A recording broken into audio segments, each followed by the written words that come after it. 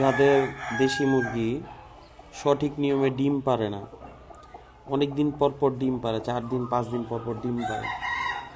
আর এটা সবচেয়ে বড় কারণ হইলো, এই যে আপনাদেরকে দেখাই আমি,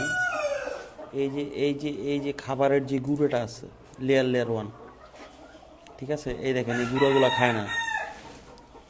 এই গুঁড়াগুলোর ভিতরে অনেক উপাদান আছে, ঝিনুকের গুঁড়া, পাথর, অনেক কিছু আছে, যেগুলো ডিম উৎপাদন করতে অনেক বেশি সহযোগিতা করে।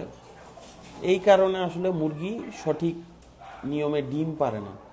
তো আসলে সেই নিয়মে ডিম পাড়া, যদি আপনি ডিম চান, দেশি মুরগি বা যে মুরগি হোক না কেন, সেক্ষেত্রে আপনাকে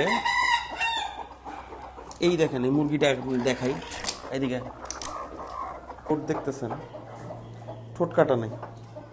এই ঠোঁটটা চোখা অবস্থা থাকলে, এই ঠোঁটটা